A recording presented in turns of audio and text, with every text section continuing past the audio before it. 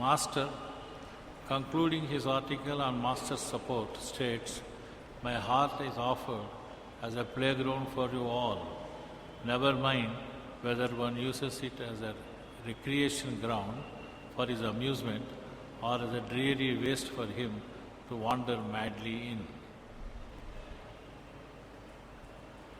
Let him use it in any way he likes.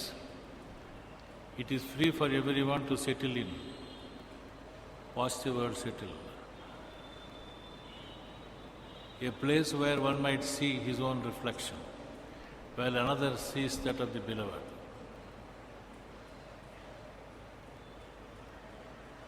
Uniformity is a characteristic of nature, and everyone has his due share of it. God is known to be both Samavarti and sama-darshi. A real master too must have his heart full with the feelings of uniformity, otherwise he is not worthy of the job at all. Incidentally, our year starts with Samavarti. To honor Lalaji Maharaj, a real master, even as defined here.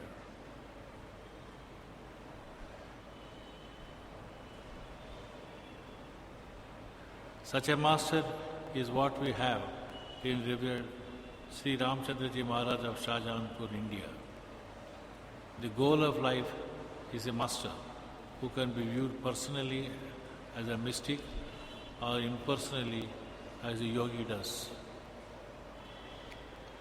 The practice of meditation and other techniques prescribed in the system of PAM is also a time when spiritually aware people feel a certain aloneness even in the midst of co-travelers in the sadhana. It helps to know what can cause such a sense of loneliness and why it affects spiritually aware people more than others. Our outer personality is designed to focus upon the five senses and upon the experience of the outside world which those senses deliver. Our purpose here on earth is to experience being an individual, having our own identity till the Mahapralaya occurs, and that is exactly why a sense of isolation can occur, especially during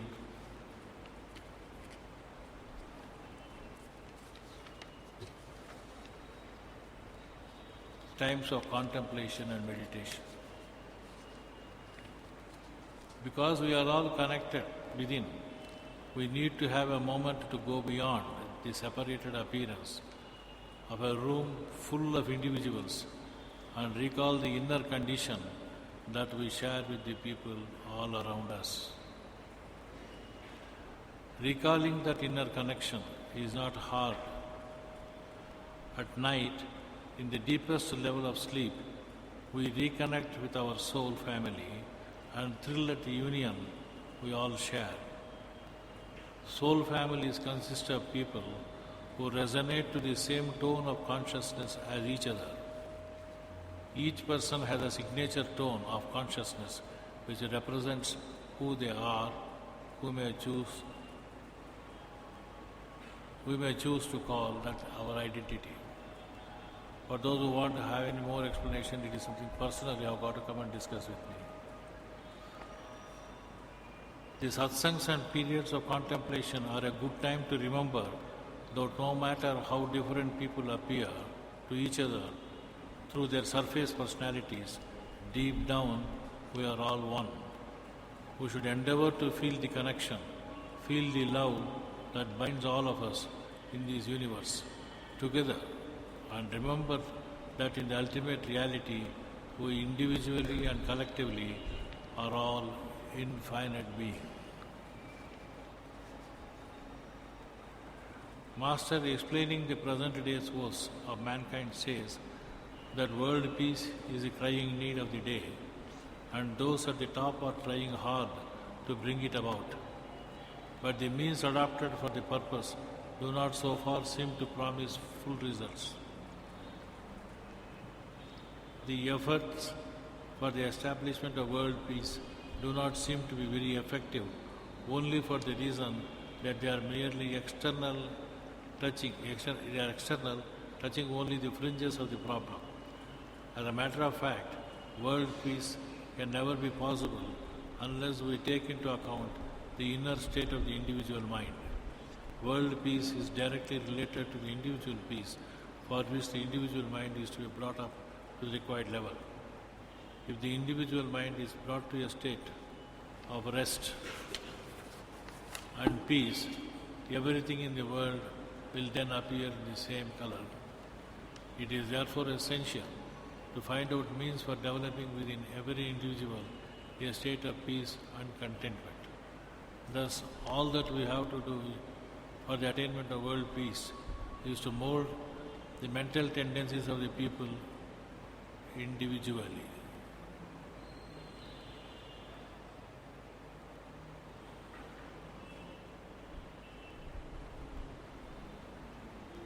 That means the proper regulation of mind so as to introduce into it a sense of moderation.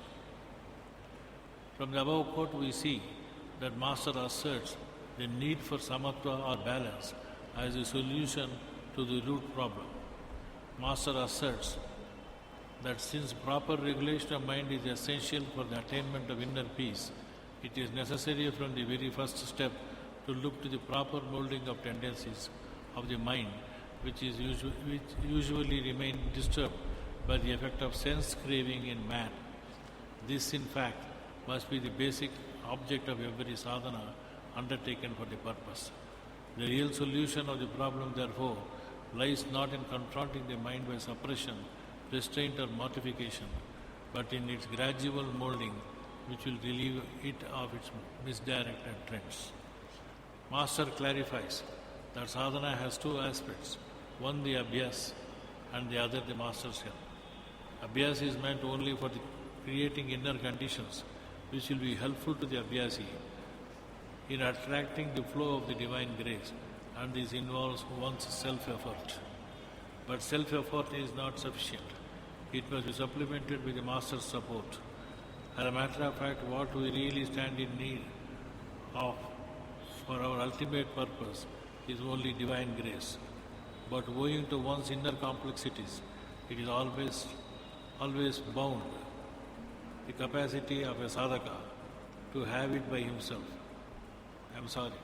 It's almost beyond the capacity of a sadhaka to have it by himself. For that reason, master's help is indispensable. In earlier stages, divine grace flows to the abhyasi only through the medium of the master. As such, it is often interpreted as master's grace. Whether it comes through the master's medium or direct, it is the same divine grace in both the cases. So long as the abhyasi is incapable of having it direct, it rests on the master to bless him with it. When he has developed the capacity to draw it direct, the master's job is practically over, though even then he has to keep a watchful eye. This is in fact the real function of the true master.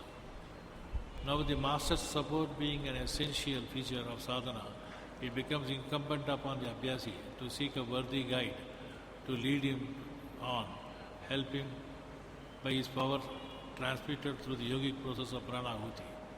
This is the only effective means for bringing about the desired result. Under natural path, the divine grace is directed towards the abhyasi through the process of Pranahuti. Master further clarifies that in the old system of abhyas, one has to keep on struggling with the mind in order to stop its unceasing activities. The struggle continues all the time without any success in the real sense.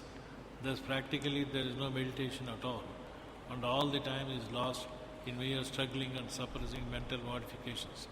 In order to overcome this very great difficulty under the natural path, we simply connect ourselves with the power of the Master, whose mind has become thoroughly disciplined and regulated. His power then begins to flow into the individual, regulating his mental tendencies. Pranahuti is therefore of primary value in giving the abhyasi's surest success. Our tiring labor for ages and lives can be saved only when, by God's grace, we are able to get a capable master of helping us through Pranahuti. The question is whether getting such a guru or master is due to a selective process of God, or is it available to all who are earnest about getting such a help. If God is Samavarti, He should naturally help all. Does it happen so? This leads to the problem of how to get a guide, or should we leave it to destiny? Lord Krishna in Gita said that only those chosen by Him reaches Him. He also said that 1 in 1,000 and more persons only, one reaches Him, and that is His choice. Master, however, says that the choice of the path is crucial, and that once he selects a proper person to guide him in the path, his task is practically over. The onus of responsibility lies with the aspirant. The selection of the proper guide or guru is the next point to be taken into consideration. The guru's job being the most significant and invaluable factor of spiritual life, it is absolutely necessary that due precaution be taken to select the right type of man for the guide. The slightest error in this matter may often prove highly disastrous. God alone is in fact the real guide, or guru, and we all get light from Him alone. But only he who has cleaned his heart to that extent feels it coming therefrom, while a common man engrossed deeply in the material complexities feels it not. He therefore stands in need of one of his fellow beings of high caliber to help him in that direction. His role is by far the most important, for it is he who, as a matter of fact, is the real seeker and enlivens him with the light which is lying in him under layers of crossness. The light thus awakened begins first to cast its reflection upon outer cravings and removes grossness and impurities therefrom. By and by it goes on developing, attracting the deeper layers also. The light can, however, be awakened by independent efforts as well, but that requires persistent labor for many years together. For this reason, association with worthy guide is of immense value to the Abhyasi, since the master too is duty bound and keeps on removing the obstructions and impediments on the path. Every saint or yogi has his own expansion up to a limit, great or small. But when the seeker's thought is firmly fixed on the divinity, divine force thus enlivened in him brings about the greatest expansion. At lower levels, the expansion is less. In our samstha, every abhyasi has his own limit of expansion, which is in accordance with the capacity developed by him. For establishing a direct connection with the divine, it is therefore absolutely essential for the abhyasi to connect himself with the greatest personality of the type in existence at the time. A master of the highest caliber is indispensable for another reason also. In our spiritual march, we proceed from point to point, crossing from one point to another after covering the intervening spaces known as buffers. These intervening spaces are to be crossed in order to gain access to the next point. But while crossing them, it is necessary to take a thorough tour through this entire space in order to complete its experience, bhoga. When we start going through bhoga, Master asserts the eyes of the God are turned towards us. That is why we can seek solace when we go through the negative samskaras. No further ascent can be in any way possible without it.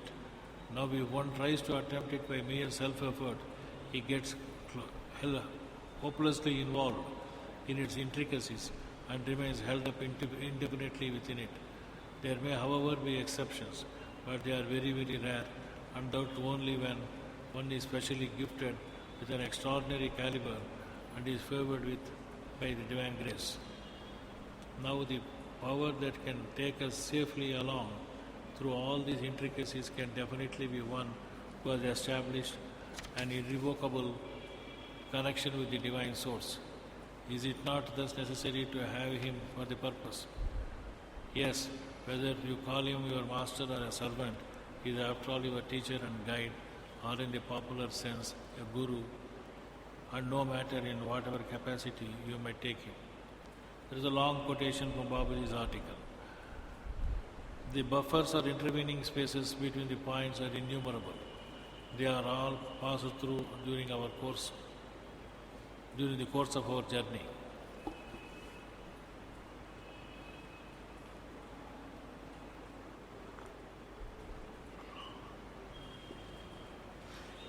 With the help of a worthy master of caliber, the process of bhog is considerably reduced and the abhyasis stay at these places is much shortened, saving thereby a lot of time and energy. It may, however, seem somewhat strange and unnatural as to how bhog gets ineffective in the presence of the Guru's support. The fact is that the condition of the place where the abhyasi is staying entraps him completely, forming a sort of network around him. Unless this is shattered, the higher ascent is out of question. By mere self-effort, one might at times advance a little, but only to slip down again. Practical observation goes to show that most of the sages so far have not been able to cross these buffers, except perhaps only a few in the early hours. They remain lingering indefinitely in one or the other without finding a way out. The simple reason for that could possibly have been lack of proper capacity and caliber on the part of the Guru to clear it for them by his own superior power. Thus, depending upon the self-effort alone, remain held up at the very first or the second stage. How the necessity for bhog does not arise when having the master's support is not very difficult to understand. Really, bhog refers not only to the undergoing of the effects of past doings, but also to the undoing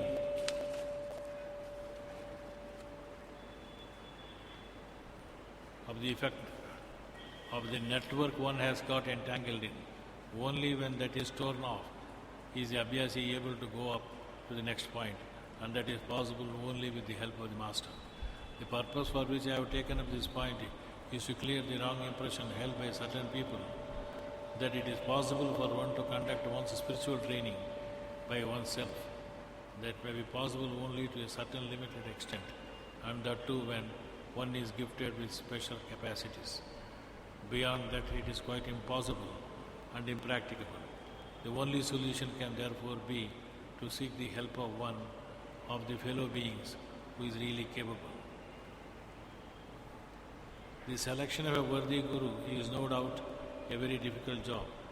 On the basis of my personal experience, I may give you an easy method of judging the worth. When you happen to come into contact with one, try to understand whether his association promotes in you a feeling of peace and calmness, and whether the restless tendencies of mind get silenced, at least for the time being, without causing any weighty effect upon the mind. It is so. If it is so, you must conclude that he can be a fit person to lead you on the path. Master takes up the question about why different persons grow differently and answers, now if the one person gets absorbed in God and another in the material manifestation, what will each of them gain? The one, the reality, and the other, the imitation. Can God be blamed for that? Certainly not. The divine flow is the same in both the cases, but each of them partakes of it in accordance with his capacity and merit. I feel myself one with all my associates, being attached to the same common master, God, without the slightest idea of being high or low, great or small. As a matter of fact, one in the human form, though considered to be big or great in respect of humanity, may be really the smallest in fact. His smallness may be itself constitute his greatness, though in his personal capacity he may be no more than a zero. The zero has its own importance, since when added to a number it raises its value 10 times. That is what devotion may finally bring us up to. Lord SriKrishna in Gita said, that the wise men have equal vision. That's a very important concept of teaching in the Bhagavad Gita, and this needs clear-cut understanding. Our master used to point out sama-darshi, man of equal vision. He is different from Samavarti, man who behaves alike to all. We are asked to see the same self in all, more particularly in human fraternity. But that should not lead us to the absurd position of trying to feed the goat with meat and the tiger with grass. The learned Jnanis, to remove the possibility of such misconceptions, bring to our notice the word used. Notice the Lord used another expression here, sama-buddhi. The same-mindedness is an entirely inner state that is very difficult to bring down to the level of external exhibition. The yogi is aware of his unruffled state of mind when he meets people. It is not necessary that one should judge him so. It is always the imperience that matters. The yogi knows the difference between the newspaper and the currency note, but the sight of currency note does not produce in him the excitement that it does in our worldly man. The only sign by which we shall know how he feels is the total absence of greed he exhibits and his unwillingness to hoard wealth. That is the anasuyatmika buddhi. The yogi has trained his buddhi or intelligence to be aware of the indwelling presence of all. But as long as he lives in the physical body, in this material world, he has a double consciousness. He sees the gold and the clod of earth, but is aware that they both are part of God's nature. His intelligence is aware of God's omnipresence, though the mind and senses still perceive and receive the varied impressions in the world. His actions and reactions are strictly in accordance with God's will, unconditioned by personal likes and dislikes, love or hatred.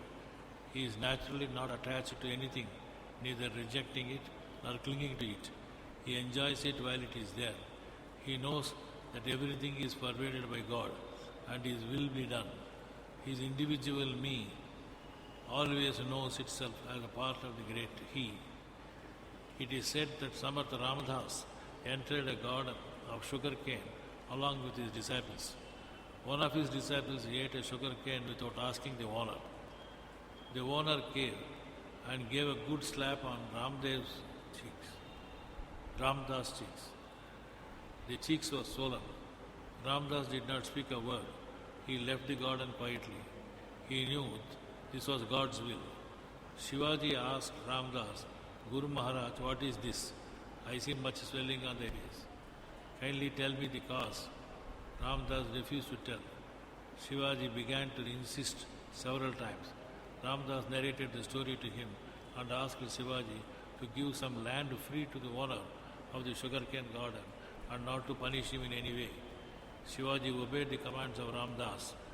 Saint Ramdas, we see, was not only a man of equal vision, sama-darshi, but a man who treated everybody alike, Samavarti, and considered that everything was of God. This is the most